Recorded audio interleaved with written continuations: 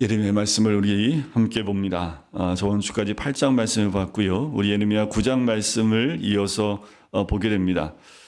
예레미야가 9장에 가서는 눈물의 구멍이 열렸다. 이렇게 9장에 이제 말씀을 보게 되는데, 이 9장 1절에 읽기 시작하지. 어찌하면 내 머리는 물이 되고 내 눈은 눈물의 근원이 되고 죽임을 당한 딸 내 백성을 위하여 주야로 울리로다.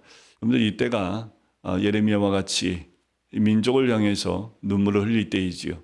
죄가 정수리까지 차게 된 이 민족을 바라보며 민족을 위해 기도하지 않으면, 예레미야와 같이 주야로 울며 기도하지 않으면 바뀌지 않아요. 근데 너무나 무서운 건 뭐냐 하면, 예레미야가 이렇게 눈물을 흘리며 기도해도 이스라엘 민족이 돌이키지 못하고 죄악된 길에서 돌이키지 못하고 결국 바벨론에 의해서 멸망하게 되지요. 하지만 끝까지 하나님은 선지자를 통해서 돌이키게 하려고 하는 하나님의 역사가 있습니다. 예레미야는 유다 백성의 불순종과 불신앙으로 인한 자신의 절망을 시형식으로 토로하면서 1절부터 11절까지 그 시형식으로 고백을 하고 있어요. 이어서 유다와 예루살렘에 임박한 심판을 초상집에 비유하면서 묘사하고 있는 것이 9장의 내용입니다. 8절을 보세요. 그들의 혀는 죽이는 화살이라 거짓을 말하며 입으로는 그 이웃에게 평화를 말하나 마음으로는 해를 꾸미는도다. 요즘 시대와 너무나 똑같은 말씀을 예레미야가 하고 있는 것 아닌가라고 할 정도로 흠칫 놀랄 만한 말씀이기도 합니다. 12절에 보면 지혜가 있어서 이 일을 깨달을 만한 자가 누구며 여호와의 입의 말씀을 받아서 선포할 자가 누구인고 이 땅이 어찌하여 멸망하여 광야같이 불타서 지나가는 자가 없게 되었느냐. 점점 더 이 유대인들이 또 이스라엘이 이 죄 가운데서 돌이키지 않고 더 죄된 길로 달려가고 있는 모습을 이야기하고 있지요. 10장에서는 하나님을 배신하고 우상 숭배에 빠져드는 것이 얼마나 어리석고 무익한 행위인지를 강조합니다. 우상이란 인간이 만든 허상에 불과하다라는 내용을 10장에서 예레미야가 이야기합니다. 특별히 유다의 멸망을 애도하면서 이제 포로로 잡혀갈 마음의 준비를 할 것을 권하고 있는 것이 10장의 전체적인 내용입니다. 10장 5절 한번 보세요. 그것이 둥근 기둥 같아서 말도 못하며 걸어 다니지도 못하므로 사람이 메어야 하느니라. 그것이 그들에게 화를 주거나 복을 주지 못하나니 너희는 두려워하지 말라 하셨느니라. 근데 우리 산속에 가면 이런 거 많이 세워놓지요. 사람들이 조각해가지고 큼지막한 것들을 그 산 중턱에 어떻게 올렸는지 모르겠는데 사람이 한 10배 되는 높이의 상을 만들어서 산속에다 그걸 세워놨어요. 누가 세웠을까요? 그 상이 지가 만들어서 거기에 세워졌을까요? 아니면 사람들이 조각해서 만들어서 거기다 응처응처 올렸을까요? 사람들이 다 올렸겠지요. 사람들이 만들어서 올려놓은 걸 사람들이 또 섬기고 있는 모습을 이 예레미야가 그대로 이야기하고 있는 거지요. 6절을 보세요. 여호와여 주와 같은 이 없나이다. 주는 크시니 주의 이름이 이 그 권능으로 말미암아 크시니이다. 그러면서 8절에 그들은 다 무지하고 어리석은 것이니 우상의 가르침은 나무뿐이라 라는 거지요. 나무로 만든 우상들 앞에서 있는 유대인들, 이스라엘을 책망하고 있는 모습이에요. 하나님을 섬기지 않나요? 아니, 하나님 섬겨요. 그러면서 마음속 한구석에는 나무로 조각한 우상들을 섬기고 있는 모습을 이야기하고 있는 거지요. 그러니 10절을 보면 오직 여호와는 참 하나님이시요 살아계신 하나님이시요 영원한 왕이시니라. 그 진노하심이 땅이 진동하며 그 분노하심을 이방이 능히 당하지 못하느니라 라는 거예요. 여러분들, 이스라엘 백성이 가나안에 들어가서 가나안을 거룩하게 만들어야 될 이스라엘 백성들이 오히려 가나안에 있는 그 백성들의 우상을 섬기고 있는 그 모습을 보는 거죠. 시간이 오래 지났잖아요. 여호수아서에서 가나안을 정복하고 난 다음에 그 땅을 점령하고 수백 년이 지나면서 점점 가나안 땅에 있는 백성들이 유대인들처럼 하나님을 섬기는 백성이 돼야 하는데, 거꾸로 이 유대인들이 가나안 백성들처럼 우상을 섬기는 것으로 바뀌어간다는 거지요. 바뀌어집니다. 그리스도인들이 세상을 변화시켜야 되는데 세상이 그리스도인들을 바꿔가고 있지요. 그럼 뭐밖에 없어요? 하나님의 심판밖에 없는 겁니다. 왜요?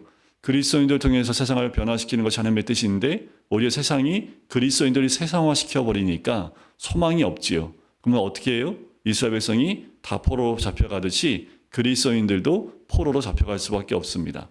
여러분들 이 땅 가운데 보세요. 이제 차별금지법 통과되고 낙태법 통과되고 점점 우리 기독교에 대한 탄압이나 이런 것들이 중국처럼 법안들이 바뀌어 나가는 것을 우리가 눈으로 보게 될 겁니다. 그렇게 되면 중국에서 하는 것처럼 그냥 포크레인으로 십자가를 부셔버리고 교회의 모든 재산을 국가가 다 몰수해버리는 그 법안을 지금 국회에서 상정하고 있는 거예요. 그런데 우리가 모르고 계시면 안 됩니다. 그래서 한쪽에서는 계속 그것을 통과시키지 않기 위해서 계속 집회를 하고 반대하는 그 성명을 내고 있어요. 근데 한쪽에서는 동조하고 있는 그리스도인들도 있다라는 거지요. 그것이 더 공평하다고 얘기하는 사람들이 있다라는 거예요. 뭐가 공평합니까? 나라가 한 종교를 그렇게 무자비하게 탄압하는 것, 그것이 옳은 건가요? 전에도 말씀드렸죠. 차별금지법 통과하면 제가 여기서 동성애는 죄라고 얘기하면 한 번 얘기할 때마다 벌금이 3천만 원입니다. 제가 그 말을 10번 하면 3천만 원 곱하기 10배의 벌금을 내야 돼요. 벌금된 돈이 없으면 감옥에 가서 옥살이를 해야 되는 거지요. 그런데 그런 시대가 그 법안이 통과되는 그 순간부터 이 땅 가운데 임하게 됩니다. 그러면 그리스도인들이 어떻게 해야 돼요? 그 사회를 변화시키려면 그리스도인들이 깨어 있어야 합니다. 그런데 어느 누구도 그리스도인들이 그것에 대한 관심이 없어요. 왜 관심이 없을까요? 관심 없는 이유는 딱 한 가지입니다. 내 삶이 팍팍해요. 그러니까 내가 지금 힘들기 때문에 세상이 어떻게 변하듯 상관이 없는 것처럼 나에게만 집중되어 있기 때문에 이 나라가 어떻게 바뀌는지에 대한 관심이 없는 거지요. 근데 그러시면 안 돼요. 이 나라가 있기 때문에 이 땅에 자유민주주의 국가라는 그 헌법의 첫 번째 항목이 있기 때문에 신앙의 자유가 있는 거지요. 여러분들 6월 3일 날 헌법을 바꾸려고 하는 투표도 지금 하려고 하고 있죠. 조만간에 그게 이제 국회 통과가 됐나요? 벌써? 되면 이제 지방선거와 함께 헌법을 수정하는 그 투표도 하게 됩니다. 모르시죠? 거기에 자유민주주의 국가라는 그 자유민주주의에서 자유를 빼버립니다. 그래서 민주주의라고만 나와요. 민주주의 공화국. 여러분들 저 북한도 민주주의 공화국이고요. 중국도 민주주의 공화국입니다. 자유라는 단어가 있는 것과 없는 것은 굉장히 큰 차이가 있어요. 그것뿐만이 아니에요. 헌법을 다 뜯어 고치는 민주당이 발의한 내용들이 굉장히 많아요. 국회에서 막으려고 했지만 다수의 당의 힘에 의해서 통과가 된 것 같아요. 그래서 아마 그 투표도 조만간에 이제 통과가 되면 하게 될 텐데 여러분들 잘 아셔야 됩니다. 우리가 모르고 있다가 그냥 투표해 버리면 여러분들 우리 세대가 아니라 우리 자녀 세대가 살 그 세대는요 정말 끔찍한 환경 가운데 살 수 있어요. 다시 여러분들 우리 사회가 사회주의와 이 민주주의가 아니라 사회주의와 공산화된 사회로 바뀔 수 있다라는 거예요. 여러분들 이게 제가 잘못된 걸 보고 여러분들 얘기하는 게 아니라 국회에 나와 있는 법안들이나 지금 그것을 반대하기 위한 알리고 있는 캠페인들이 굉장히 많아요. 왜 알리려고 하냐면 잘 몰라요. 언론에서 다루지 않거든요. 언론에서 안 다루니까 여러분들 우리가 보고 있는 언론에 나오지 않지요. 그러니까 우리가 알 수 있는 방법이 없는 거예요. 언론에서 이걸 왜 공표 안 할까요? 많이 알면 알수록 안 되기 때문에 잘 많이 알려주지 않아요. 차별금지법의 장단점을 얘기해주고 있는 반론은 없습니다. 차별금지법이 실행되어지면 어떻게 되는지를 알려주는 언론도 없어요. 그러니까 이런 법안들이 우리가 있는지도 생기는지도 모르는 사이에 그냥 생겨버리면 우리가 그것이 법제화 됐을 때 그 이후에 우리의 삶에 굉장히 큰 어려움들이 올 수 있다는 거지요. 그러니까 그리스도인들이 깨어있지 않으면 또 우리가 해야 될 건 뭐예요? 제가 머리띠 두르고 나가자는 얘기가 아니라 우리가 알고 기도해야 합니다. 깨어 기도해야 되고 예레미야처럼 눈물로 기도해야 합니다. 이 땅 가운데 많은 선교사님들이 또 일제시대와 6.25를 거치면서 수없이 많은 그리스도인들이 순교했잖아요. 그분들의 순교의 피로 이 땅 가운데 이렇게 교회들이 세워졌는데 그 이전 사회로 돌아가려고 하는 시도들을 우리가 눈을 딱 뜨고 그렇게 가버리면 그러면 그분들의 순교가 헛될 수밖에 없지요. 그러니까 이 사회에 우리가 깨어있지 않으면 안 되는 겁니다. 그래서 이 땅 가운데 하나님의 역사하심을 우리가 더욱 알고 또 믿음 가운데 서 있어야 되는 것. 그럼에도 불구하고 이스라엘 민족은 돌이키지 않습니다. 그러니까 예레미야는 늘 선포하는 게 뭐예요? 임박한 멸망, 심판에 대해서 계속 외칠 수밖에 없어요. 그러면서 10장 23절에 보면 여호와여 내가 알거니와 사람의 길이 자신에게 있지 아니하니 걸음을 지도하는 함이 걷는 자에게 있지 아니하니이다라는 거예요. 결국 이 모든 걸음은 하나님의 인도하심이 있습니다. 여러분들 우리의 걸음도 내가 원하는 대로 가는 것 같지만 그 걸음을 지도하시는 분이 따로 있다라는 거지요. 11장은 하나님의 백성이 가장 소중히 여겨야 할 그 언약을 그들 스스로 고의적으로 파기한 사실을 지적하는 내용이 10장, 11장의 내용입니다. 가나안을 거룩한 땅으로 변화시킬 사명이 유다 백성에게 있는데 그들이 오히려 죄악된 풍습에 빠져버린 거지요. 그 내용이 11장에 나오는 내용이에요. 그래서 11장 14절에 하나님이 예레미야한테 이렇게 얘기합니다. 너는 이 백성을 위하여 기도하지 말라. 그러니까 이들이 이제 돌이킬 방법이 없을 만큼 이제 죄에서 이제 돌이킬 방법이 없는 거지요. 언약을 스스로 파괴해버린 민족이 되어져 버린 거지요. 그러니까 백성을 위해서 기도하지 말라. 그들을 위하여 부르짖거나 구하지 말라. 그들이 그 고난으로 말미암아 내게 부르짖을 때에 내가 그들에게서 듣지 아니하리라. 그들의 언약 파괴를 인해서 바벨론의 포로로 다 잡혀갈 때 그들이 부르짖겠지요. 하나님이 듣지 않겠다고 합니다. 왜요? 포로 잡혀가는 것이 하나님의 뜻입니다. 그들이 언약을 파괴했고 그 언약에 의해서 파기된 그들에게 준비되어진 것은 심판밖에 없는 거죠. 그들이 그 상태에서 부르짖어도 하나님 듣지 않으시겠다라는 거예요. 그 죄에 대한 합당한 재앙을 받는 것이 하나님의 뜻입니다. 그러니까 예레미야 너 나를 위해서 나한테 그것을 위해 기도하지 말라고 얘기하는 거지요. 그러니요 여러분들 기도할 수 있을 때 기도하는 것이 이게 축복입니다. 우리가 아직 기도할 기회가 있고 나라와 민족을 위해서 공동체와 가족을 위해서 기도할 수 있는 때가 있다라는 것이 아직 기회가 있는 거지요. 그럴 때 우리가 간구하며 기도해야지 주님이 그 간구와 기도 가운데 역사하심이 있는 거지요.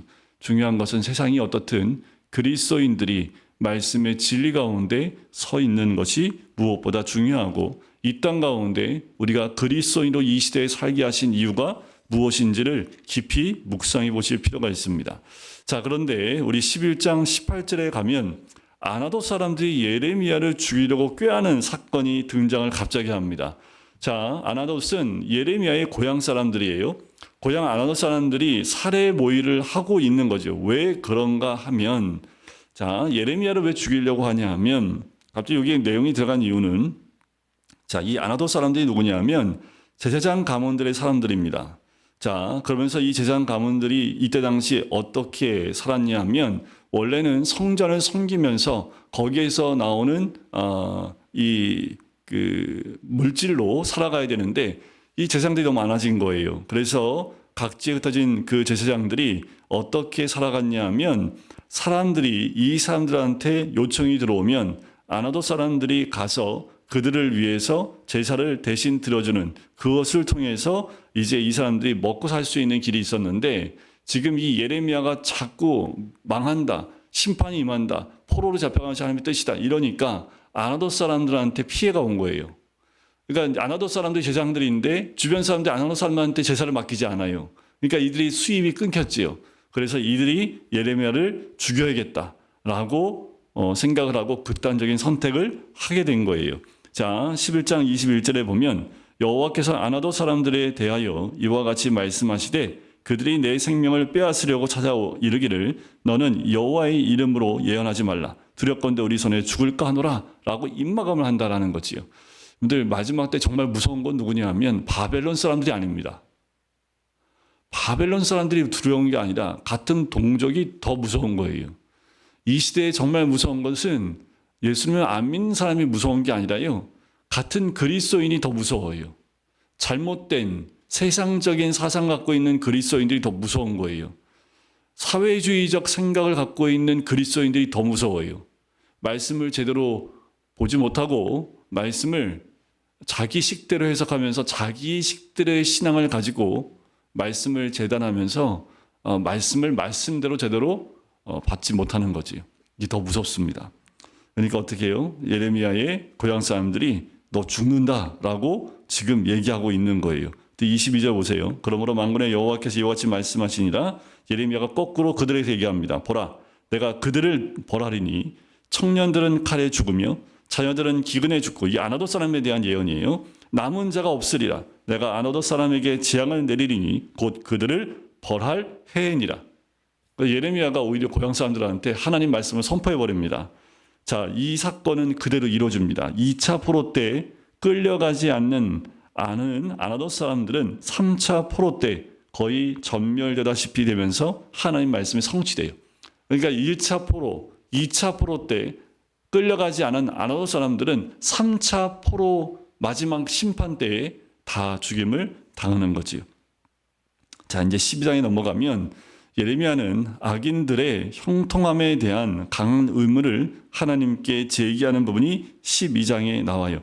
성경 여러 곳에 악인들이 성행하는 것, 악인들이 잘 먹고 잘 사는 것, 악인들이 권세를 얻는 것에 대한 강한 의문을 표현하는 그 책들이, 그 부분들이 시편에도 또 잠언에도 하박국서에도 등장을 합니다.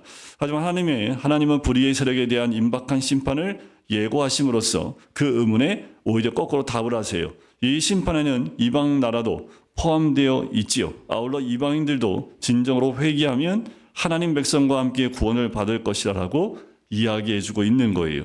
자, 12장 1절을 보세요. 여호와여, 내가 주와 변론할 때에는 주께서 의로우신 이이다. 그러나 내가 주께 질문하옵나니 악한 자의 길이 형통하며 반역한 자가 다 평안함은 무슨 까닭입니까?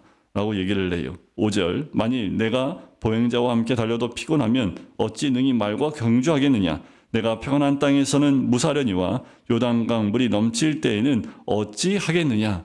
결국은 이 예레미야가 얘기하는 그들의 형통함을 보고 얘기하지 말라는 거예요.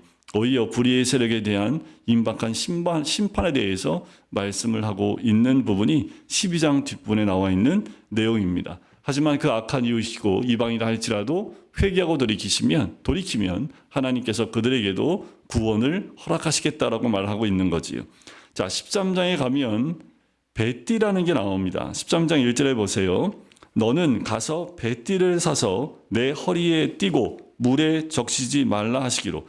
이게 이제 또 하나의 증표 같은 행위의 언약으로, 행위의 예언으로 보여주고 있는 사건인데, 뱃띠가 뭐냐면요, 제사장들이 띠는 것으로서 유다를 가리키는 것이 뱃띠입니다.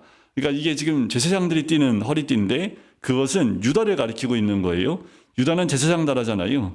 그런 면모를 잃어버리고 썩은 뱃띠처럼 멸망당할 처지에 놓여 있다라는 것을 이 뱃띠를 통해서 이야기합니다. 자, 4절 보세요. 너는 가서 내 허리에 띈 띠를 가지고 일어나 유브라데로 가서 거기서 그것을 바위 틈에 감추라 하시기로. 감추게 되지요. 7절에 내가 유브라데에 가서 그 감추었던 것을 파고 띠를 가져오니 띠가 썩어서 쓸 수 없게 되었더라. 이게 유다 백성의 상태를 이 뱃띠의 썩음을 통해서 보여주고 있는 거지요. 또 포도주병에는 당연히 포도주가 채워지듯 하나님을 떠난 유다 백성의 마음은 당연히 죄악으로 가득 채워질 수밖에 없다라는 거예요. 그것이 이제 12절 이후에 등장하는 내용입니다. 그러니까 포도주병엔 포도주가 채워지잖아요. 그런데 이스라엘 백성들 가운데는 뭐가 채워져 있어야 돼요? 하나님이 채워져 있어야 되는데 이스라엘 백성이 마음에 비어 있으면 뭐가 채워지게 될까요? 죄가 채워질 수밖에 없다라는 겁니다. 여러분들 지금 이거는 우리도 똑같아요. 그리스도인들의 마음이 비어 있으면 어때요? 귀신이 들어올 수밖에 없죠. 예수님이 예화로 말씀하셨던 내용이 있잖아요. 어떤 그 귀신 들린 자를 귀신 쫓아냈더니 귀신이 사방 다니다가 쉴 곳이 없으니까 내가 나갔던 그곳으로 다시 한번 돌아가 보자. 돌아갔더니 깨끗하게 정돈되어 있고 비어 있으니까 그보다 더 악한 귀신 7을 데리고 그 안에 들어가 살더라 라는 그 예화를 하시지요. 여러분들 그리스도인의 우리 이 땅 가운데 하나님 나라가 임해서 어둠의 영이 떠나갔잖아요.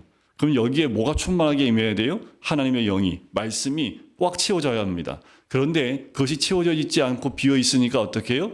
뭐가 들어와요? 악한 영들이 들어오는 거예요. 이 나라 이 민족을 보면 이 민족에 하나님 나라가 말씀을 통해서 또 순교자의 피를 통해서 이곳 가운데 세워졌는데 그러면 그 안에 뭐가 채워져야 된다고요? 하나님의 영으로 충만해져야 됩니다. 말씀의 영으로 충만해져야 됩니다. 그것이 채워지지 않으니까 오히려 뭐가 채워지기 시작을 해요? 어둠의 영이요. 사단의 영이 채워지기 시작을 합니다. 그러니까 이 안에서 분란이 일어날 수밖에 없는 거지요. 23절 보세요. 구스인이 그의 피부를 표범이 그의 반점을 변하게 할 수 있느냐? 할 수 있을진데 악에 익숙한 너희도 선을 행할 수 있으리라. 여러분들 악을 행하는 악이 채워져 있기 때문에 악을 행하는 거지 악한 자가 선을 행할 수 있느냐? 그렇게 할 수 없다라는 거예요. 악에 익숙한 너희도 선을 행할 수 있으리라. 어떻게 해요? 구스인이 그러니까 피부가 어두운 사람이 피부를 변하게 할 수 있다면 그것도 가능할 것이다라는 것, 불가능하다라는 겁니다. 자, 14장은 가뭄으로 인한 유다 백성들의 고통이 심했습니다. 이에 예레미야는 중보 기도를 드렸지만 하나님의 의지는 확고했습니다. 그 기근은 칼과 기근이 임하지 않을 것이라던 거짓 선자들의 그 기만성을 입증하는 하는 것이 기도한다라는 것이 하나님의 대답입니다. 그럼에도 고통이 너무도 심했기에 예레미야는 재차 하나님의 자비를 구하는 내용이 14장에 나와요. 가뭄에 대해서 예레미야가 여호와에게 임하신 말씀을 선포합니다. 자, 특별히 8절을 보세요. 이스라엘 소망이시요 고난당할 때에 구원자이시요 어찌하여 이 땅에서 거류하는 자같이 하룻밤을 유숙하는 나그네같이 하시나이까? 어찌하여 놀란 자 같으며 구원하지 못하는 용사 같으시니까? 여호와여, 주는 그래도 우리 가운데 계시고 우리는 주의 이름으로 일컬음을 받는 자이오니 우리를 버리지 마옵소서. 11절 여호와께서도 내게 이르시되 너는 이 백성을 위하여 복을 구하지 말라.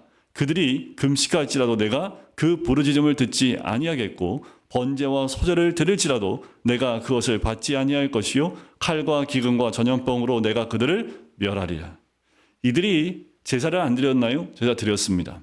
이들이 금식은 안 했을까요? 금식했습니다. 왜냐하면 이들에게 금식일이 1년에 4일이 있습니다. 바리새인들은 일주일에 하루 내지 이틀을 더해서 매주 금식했던 사람들입니다. 그리고 늘 안식일만 되면 번제와 소제를 드렸던 사람들이 이들입니다. 근데 하나님이 안 받으시겠대요. 왜요? 이건 이거고 죄 짓는 건 죄 짓는 거예요. 받으실 수가 없지요. 우리가 예배는 예배고 세상에 나가서 죄 지을 건 다 지으면 하나님이 그 예배를 받으시겠습니까? 안 받겠다라는 거예요. 이중적이지요.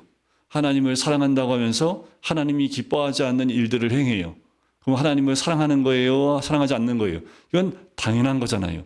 그런데 그게 몸에 익숙한 유대인들에 대해서 칼과 기근과 전염병은 당연하게 임할 수밖에 없다라는 거지요. 13절을 보세요. 이에 내가 말하되 슬프도소이다. 주 여호와여 보시옵소서. 선지자들이 그들에게 이르기를 너희가 칼을 보지 아니하겠고 기근은 너희에게 이르지 아니할 것이라. 내가 이곳에서 너희에게 확실한 평강을 주리라. 거짓 선지자는 뭐라고 얘기해요? 아니 평강이라는 거예요.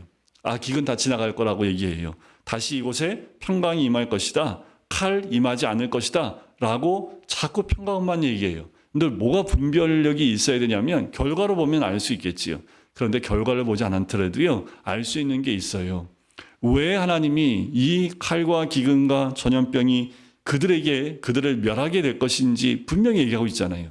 죄에서 돌이키지 않으면 아무리 하나님께 와서 제사를 드리고 번제와 소제와 화목제와 많은 걸 드려도 하나님 받지 않으시겠다라는 거예요. 여전히 죄 가운데서 돌이키지 않고 하나님 앞에 나와서 금식해도 하나님 듣지 않으시겠다라는 거예요. 첫째는 뭐예요? 죄에서 돌이킴입니다. 삶 가운데 우상을 섬기지 않고 언약을 붙들고 언약대로 살아가는 삶이 회복되지 않으면 다른 거 다 아무 소용이 없다라는 거예요. 그러니까 우리가 아무리 예배를 드려도 하나님이 그 예배를 받으시지 않는 것은 우리의 삶 가운데 하나님 말씀대로 순종하지 못하는 삶이라면 하나님이 그 예배도 받지 않으신다는 건 당연한 거지요. 그 삶이 계속 반복되면요. 그러면 어쩔 수 없지요. 심판이 임할 수밖에 없습니다. 그렇다면 여러분들 이렇게 보셔야 됩니다. 지금 이 사회가 왜 자꾸만 국회에서 차별금지법이라고 하나님이 기뻐하지 않는 법안들을 자꾸 만들어서 자꾸 통과시키려고 할까요? 그 원인이 누구한테 있을까요? 그리스도인들한테 있다라는 거예요. 그리스도인들이 깨어있지 못하고 말씀대로 살지 못하고 말씀이 충만하지 못하고 그 안에 어둠형이 들어가 있으니까 여러분들 지금 교회들 가운데 차별금지법 찬성하는 교회들이 있을까요? 없을까요? 전체 교회의 50% 이상이 찬성을 합니다. 반대하는 것은 저희 합동 측 교회들은 거의 다 반대하고요. 통합 측 가운데 일부 교회들도 반대합니다. 대표적으로 오늘리 교회는 반대해요. 감리교는 아예 감리교 차원에서 찬성을 합니다. 찬성하고 있는 지회가 많기 때문에. 근데 그 가운데도 반대하는 감리교 교회들이 있어요. 그러니까 어떤 분이 이제 어느 지역 가서 교회를 다니고 싶다고 하면 무조건 합동측 교회 가시라고. 거기가 예배가 좀 고루하고 뭐 하더라도 그거 가셔야 됩니다. 딴데 뭐 여러분들 마음을 막 울리고 하는 뭐 여러 가지 우리 퍼포먼스 많이 하는 교회 가지 말라고 얘기를 해요. 그거는 감정적인 거고 그 교회가 지향하고 있는 게 뭔지를 꼭 보셔야 된다고 얘기하는 거지요. 잘못 탔다가 폭포로 내리달리는 그 배에 타면 그냥 폭포에 떨어지는 것밖에 안 돼요. 좀 힘들더라도 근데 제대로 된 배에 타서 가는 게 맞지요. 근데 지금 합동측 교회들은 거의 대부분은 반대합니다. 통합측 교회 가운데 반대하는 교회도 있지만 찬성하는 교회도 굉장히 많습니다. 감리교 쪽, 한신대 쪽 다 찬성합니다.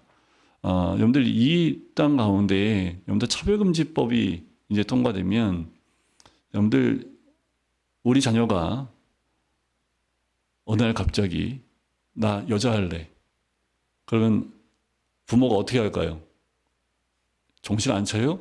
근데 그 말을 학교 가서 얘기하잖아요. 그러면 학교에서 신고를 합니다. 부모가 자식의 성별에 대해서 관여한다고. 그럼 부모는 감옥 갑니다. 실제로 지금 미국에서 이 사건 때문에 감옥 간 부모가 있어요. 몇 년형을 받아서 감옥에 갔습니다. 근데 나중에 시간 지나고 난 다음에 그 자녀가 부모한테 와서 무릎을 꿇어요. 자기의 잘못된 선택이었다고. 그러니까 이미 성전환 수술을 하고 나서 보니까 몸에 어마어마한 변화가 그 육체에 굉장한 통증을 주거든요.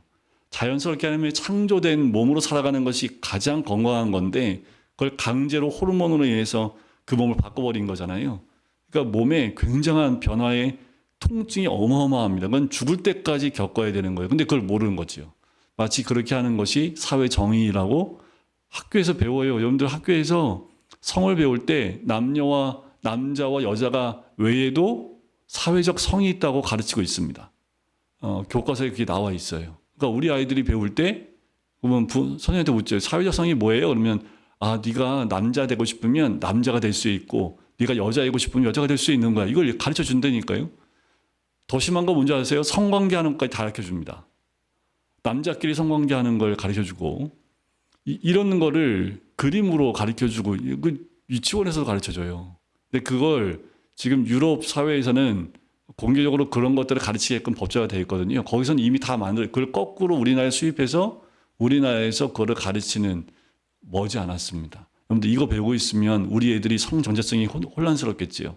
가장 혼란스러울 때가 언제인지 아세요? 사춘기 때입니다. 사춘기 때 가장 혼란스러운데 그때는 얘들 뭔가 결정하는 건 옳은 거 결정하는 것보다 감정적이잖아요. 근데 그때 결정해버리면 사회에서 돈 들여서 그 성을 바꿔버립니다. 근데 부모가 관여 못합니다. 여러분들 그게 우리 지금 영유치부에 있는 아이들이 사춘기가 될 때 그렇게 된 사회에서 살아갈 수 있습니다. 그러니까 우리 깨어있지 않으면 여러분들 우리가 이런 사회를 맞이할 때 여러분들 그 누구 때문에 이런 일들이 일어날까요? 세상이 악해서요? 세상은 처음부터 악했습니다. 그런데 왜 이런 일들이 벌어지냐면 그리스도인들입니다. 우리 그리스도인들이 말씀으로 하나님 뜻으로 채워야 될 그곳에 세상으로 채우니까 어떻게 해요? 하나님의 심판이 임할 수밖에 없는 거죠. 우리가 예배 드려도 예배를 하나님 받으실 수가 없는 거예요. 돌이켜야 된다라는 거지요. 그러니까요. 거짓 선지자의 말에 속으시면 안 됩니다. 이게 하나님의 뜻이에요 하면서 세상이 가는 대로 함께 가야 된다고 얘기한다면 오늘 바로 돌이키셔야 된다라는 거죠. 15장에 가면 15장은요. 하나님은 유다를 심판하고자 하신 뜻을 철회하지 않으셨지요. 그래서 유다의 부패성을 더 이상 간과하지 않겠다고 하는 결심의 표현을 하십니다. 예레미야는 중보자로 나선 자신의 고통을 호소하지요. 동족으로부터 핍박을 당해 더 고통스럽던 그에게 하나님은 그를 보호할 것이라고 약속하시면서 끝까지 충성할 것을 촉구하는 내용이 15장에 나옵니다. 특별히 1절에 보세요. 모세와 사무엘이 내 앞에 섰다 할지라도 내 마음은 이 백성을 향할 수 없나니 그들을 내 앞에서 쫓아내보내라. 여러분들 이게 얼마나 무서운 말이에요. 모세가 지금 살아있어서 모세가 기도해도 아무 소용없다라는 거예요. 모세가요. 그런데 금송아지 사건 때문에 모세가 생명책에서 내 이름을 지워달라고까지 기도를 해서 하나님이 함께 이스라엘 민족과 함께 40년의 광야를 동행하게끔 모세가 중보했던 사람이잖아요. 근데 그 모세가 있어도 안 된다라는 거예요. 이거는 돌이킬 수 없는 거지요. 여러분들 우리의 마음과 우리의 신앙이 돌이킬 수 없을 정도가 되면 여러분들 눈앞에 선지자 모세와 같은 사무엘과 같은 선제가 와도요 그 마음은 돌이킬 수 없습니다. 이게 더 무서운 거지요. 3절에 여호와의 말씀이니라 내가 그들을 네 가지로 벌할 건데 죽이는 칼, 찢는 개, 삼켜 멸하는 공중의 새, 땅의 짐승으로 할 것이다 라는 거예요. 하나님이 심판하시겠다라는 것을 네 가지의 모습으로 설명하고 있는 모습을 보게 됩니다. 16절을 보세요. 만군의 여호와 하나님이시여 나는 주의 이름으로 일컬음을 받는 자라. 내가 주의 말씀을 얻어 먹었사오니 주의 말씀은 내게 기쁨과 내 마음의 즐거움이오나 내가 기뻐하는 자의 모임 가운데 앉지 아니하며 즐거워하지도 아니하고 주의 손에 붙들려 홀로 앉았사오니 이는 주께서 분노로 내게 채우셨음이니이다. 나의 고통이 계속하며 상처가 중하여 낫지 아니하면 어찌 됨이니이까 주께서는 내게 대하여 물이 말라서 속이는 시내 같으시리이까. 하지만 여호와께서 함께 해주시겠다. 너희 입을 닫지 말라고. 그래서 계속 충성하며 하나님 말씀하시는 대로 선포하라고 말씀하는 거지요. 그러면서 예레미야에게는 세 가지를 하지 못하게 16장에서 얘기합니다. 2절에 보세요. 16장 2절에 보면 결혼하지 말라는 거예요. 자녀도 낳지 말라는 거예요. 결혼하지 말라는 겁니다. 5절에 초상집에 들어가지도 말고 가서 통곡도 하지 말래요. 8절에 잔치집에도 들어가지 말래요. 그들과 함께 먹고 마시지도 말라는 거죠. 왜 못하게 했냐면 심판이 곧 임한다.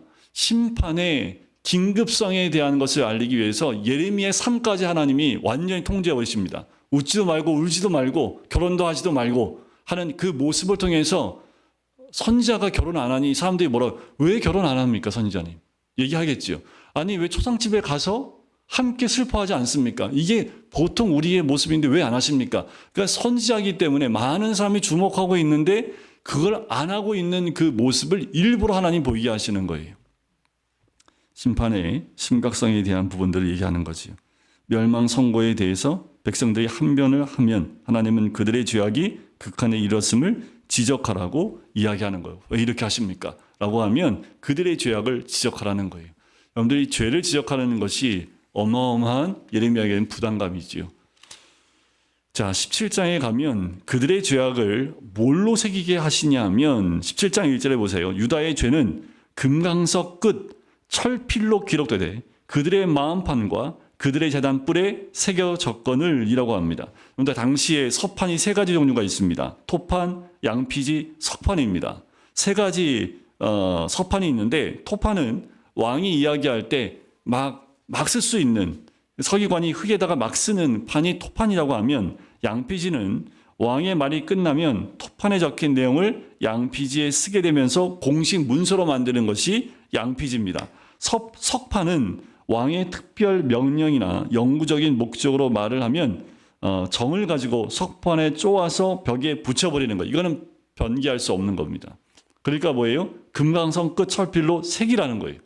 석판에 새기듯 영원히 그들의 죄가 사라지지 않게 하겠다는 거지요. 그런데 우리는 예수님의 이름으로 우리가 회개하면 우리의 죄를 하나님이 용서해 주겠다고 했잖아요. 그런데 뭐예요? 용서치 않겠다라는 거예요. 이건 어마어마한 하나님의 심판의 명령이기도 합니다. 5절을 보세요. 무릇 사람을 믿으며 육신으로 그의 힘을 삼고 마음이 여호와에게서 떠난 그 사람은 저주를 받을 것이라. 그는 사막의 떡이나무 같아서 좋은 일이 오는 것을 보지 못하고 광야 간주한 곳 건건한 땅 사람이 살지 않는 땅에 살리라. 그러나 무릇 여호와를 의지하며 여호와를 의뢰하는 그 사람은 복을 받을 것이라. 그가 물가에 심어진 나무가 그 뿌리를 강변에 뻗치고 더위가 올지라도 두려워하지 아니하며 그 입이 청청하며 가무는 해에도 걱정이 없고 결실이 그치지 아니함 같으리라. 만물보다 거짓되고 심히 부패하는 것은 마음이라. 누가 능히 이를 알리오마는 나 여호와는 심장을 살피며 폐부를 시험하고 각각 그 행위와 그의 행실대로 보응한다. 하나님은 이렇게 하신다라고 말씀하는 거예요. 그런데 하나님은 겉으로 드러난 우리의 행위가 아니라 오히려 우리의 마음의 중심, 심장, 폐부를 시험하여 각각 그 행위와 그 행실대로 다 보응하시겠다라는 거예요. 선한 행실이 과연 진짜 그 마음의 중심의 선함에서 나온 행실인지 아닌지도 하나님이 다 아시기 때문에 그가 행한 대로 다 갚으시겠다라고 말씀하는 거지요. 13절 보세요. 이스라엘의 소망이신 여호와여, 무릇 주를 버리는 자는 다 수치를 당할 것이라. 무릇 여호와를 떠나는 자는 흙의 기록이 되오리니 이는 생수의 근원이신 여호와를 버림이니이다. 여호와를 떠난 자는 이와 같음을 이야기합니다. 그런데 우리가 붙들어야 될 것이 무엇인지에 대해서 말씀해주고 있는 거지요. 18장으로 가면 18장은 토기장이 교훈은 여기 나온 18장에 나오는 토기장의 교훈은 하나님의 절대 주권을 이야기하는 것이 토기장의 비유입니다. 하나님은 인류의 생사 화복을 주관하시는 절대 주권자이심을 이야기하는 거예요. 창세기 1장 1절 태초에 하나님이 천지를 창조하시나 이 말씀 한 절이 하나님이 창조된 모든 것, 그 이상의 모든 것의 주권자이심을, 주인이심을 선포하고 있는 말씀처럼 토기장이가 토기를 만들어 깨뜨리고 보존하고 하는 모든 주권이 토기장에 있음을 이야기하고 있는 거예요. 그러니까요, 생사화복 모든 거예요. 우리의 삶 가운데 오는 생사화복, 살고 죽고 복이 오고 화가 오는 그 모든 것을 주관하신 분이 누구라고요? 우리 하나님이시라는 거지요. 그러므로 하나님의 뜻을 거역하는 자는 징벌을 면치 못한다라는 거지요. 하지만 한편으로 하나님의 주권을 거부하는 자들은 예레미야를 핍박하고 죽이려 하겠지요. 이에 대해 예레미야는 하나님의 공의로운 보응과 개입을 간구하게 됩니다. 그 18절에 보면 여호와를 죽이려는 음모가 나와요. 그들이 마귀를 오라 우리가 꾀를 내어 예레미야를 치자. 제사장에게 율법이 지혜로운 자에게 책략이 선지자에게 말씀이 끊어지지 아니할 것이니 오라 우리가 혀로 그를 치고 그의 어떤 말에도 주의하지 말자. 그러니까 예레미야를 치자라는 거예요.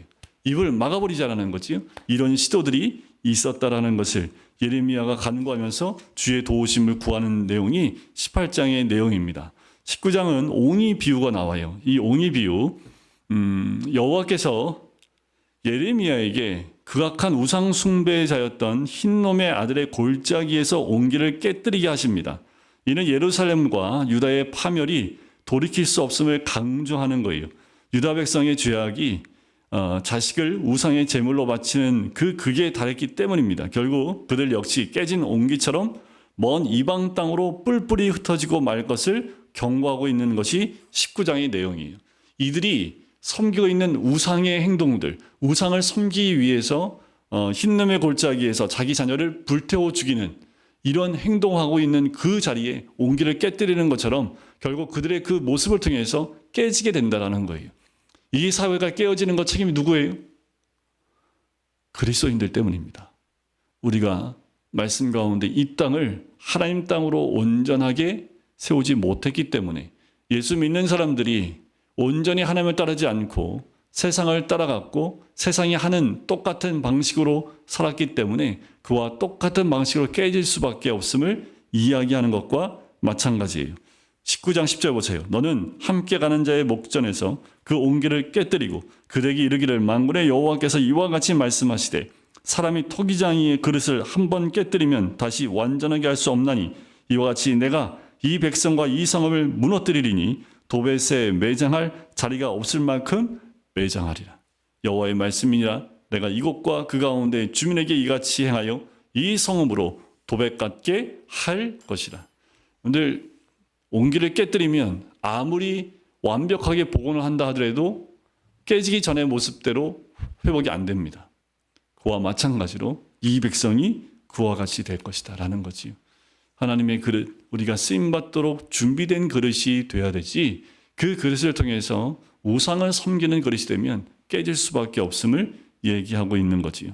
20장에 넘어가면 예레미야가 유다 멸망을 예언하는 소식을 바수울 그를 멸망을 예언하였다는 그 소식에 바수울은 그를 구금시킵니다.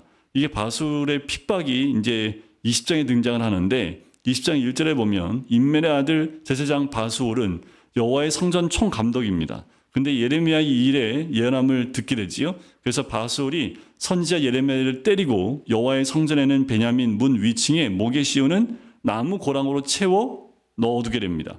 그러니까 그만한 권세가 있는 사람이에요.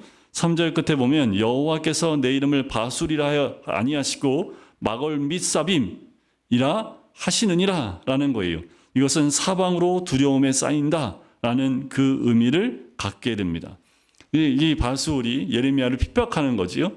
자, 바술에게는 바벨론의 포로가 될 것이라는 예언이 선언되게 됩니다. 결국 감옥에서 풀려난 예레미야는요, 하나님께 심하게 불평하며 원망을 토로해요. 하지만 심지어 자신의 소명에 대한 갈등까지도 솔직하게 호소하면서 자신의 출생을 또 저주하고 있는 예레미야의 모습이 20장에 등장하기도 합니다. 그게 얼마나 힘들까요? 예레미야가 자기 동족의 멸망에 대해서 하나님이 포로로 잡혀가게 하는 것을 늘 얘기하고 있으니 동족에 의한 죽임에 대한 그 두려움과 또 그럼에도 불구하고 계속해서 하나님의 심판의 메시지를 선포할 수밖에 없는 예레미야는 그 가운데 얼마나 힘들고 어려웠으면 14절에 내 생일이 저주를 받았다면 나의 어머니가 나를 낳았던 날이 복이 없었다면 이라고까지 욥기서에서 욥이 고백했던 것 같은 그 고백을 하지요. 9절을 보세요. 내가 다시는 여호와를 선포하지 아니하며 그의 이름으로 말하지 아니하리라 하면 나의 마음이 불붙는 것 같아서 골수에 사무치니 답답하여 견딜 수 없나이다. 그러니까 이게 지금 예레미야의 마음이에요. 말하고 싶지 않아요. 선포하고 싶지 않아요. 선포했다면 뭐밖에 안 나와요? 심판밖에 안 나와요. 바벨론에 멸망할 것밖에 안 나와요. 그래서 입을 딱 다물고 싶은데 근데 어떻게 해야 돼? 마음은요? 막 뜨거워져 가지고 어쩔 수 없는 거예요. 입을 벌릴 수밖에 없는 거예요. 그래서 어떻게 해요? 답답하여 견딜 수 없으니 선포할 수밖에 없는. 그래서 어떻게 해요? 자기 태어나지 않았으면 더 좋았을 뻔한데 라고 할 정도로 괴로움을 지금 고백하고 있는 모습이다 라고 보시면 됩니다. 21절에 1장에 보면 바벨론 왕 느부갓네살의 침입받은 시드기야는 당황하지요. 그래서 예레미야에게 여호와의 도우심을 간곡하게 부탁을 합니다. 하지만 예레미야는 바벨론을 통한 하나님의 징벌을 정하지 말고 받아들이라고 전해요.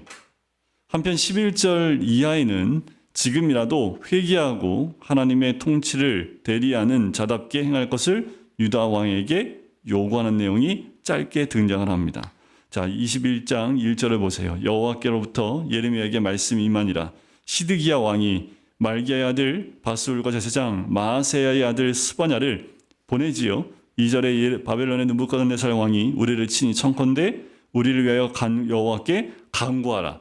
자, 7절에 이렇게 얘기합니다. 그 후에 내가 유다 왕 시드기야와 그 신하들에게 그 백성과 및 이 성읍에서 전염병과 칼과 기근에서 남은 자를 바벨론의 느부갓네살 왕의 손과 그들의 원수의 손과 그들의 생명을 찾는 자들의 손에 넘기리니 그가 칼날로 그들을 치되 측은히 여기지 아니하며 긍휼히 여기지 아니하며 불쌍히 여기지 아니하리라. 그러니까 구해주지 않겠다는 거죠, 하나님이.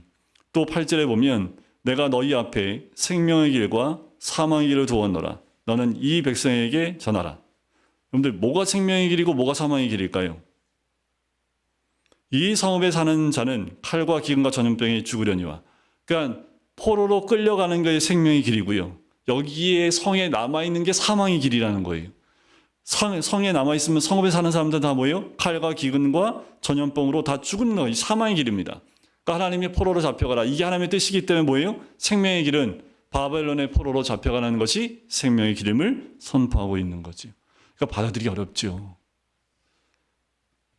예레미야가 이걸 얘기할 때 얼마나 힘들었을까라는 생각도 들지만 이들이 이 말씀을 듣고 옷을 찢고 회개해야 되는데 여전히 이들은 굳어졌고 더 이상 하나님 앞에 무릎 꿇을 수 있는 힘도 남아있지 않은 영들이기 때문에 하나님 앞에 나가지 못하는 이들의 모습을 보게 됩니다. 여러분들, 예레미야가 마지막 때에 이제 심판 앞에 있는 이 유대인들을 향해서 선포하고 있는 이 메시지는 회복하는 방법은 포로로 잡혀가는 것밖에 없어요. 회복하는 길은 고난의 길 가운데 들어가는 것밖에 없어요. 불길 가운데 들어가서 정결하게 되어서 나오는 방법밖에 없습니다. 그 전에 이들이 회개하고 돌이켰다면 좋았을 텐데 더 이상 방법이 없는 거예요. 그렇다면 불길 속에 들어가서 모든 더러운 것이 다 태워지고 정금처럼 나오는 그 길밖에 없는 거지요. 하지만 이들은 그걸 원치 않았겠지요. 하나님의 뜻은 이미 정해져 있습니다. 그런데 이 뜻과 이 길이 정해지기 전에 우리가 해야 될 건 뭐예요? 예레미야와 같은 그 마음과 심정으로 이 나라와 이 민족을 위해 기도하는 것이 우리가 해야 될 일입니다. 그리고 먼저 믿는 그리스도인들이 이 땅 가운데에서 하나님 말씀과 뜻이 아니라 이 땅 가운데서 잘 먹고 잘 사는 것에 마음을 뺏겨버리면 마치 노아 시대 때 시집가고 장가가고 먹고 마시다가 마시는 일에 집중하다가 홍수의 심판이 임하는 날까지 몰랐던 것처럼 하나님이 비밀리에 이 노아의 그 방주를 준비했을까요? 아무도 모르게 땅속에서. 그렇지 않아요. 모든 사람들이 볼 수 있게끔 거대한 그 배를 만들고 있는 거예요. 하지만 그들은 그에 대한 관심이 없었던 거죠. 그런데 우리가 깨어있지 않으면 하나님이 모든 걸 다 보여주심에도 불구하고 볼 수 없고 깨닫지 못하고 분별치 못하는 우리가 될 수 있다는 겁니다.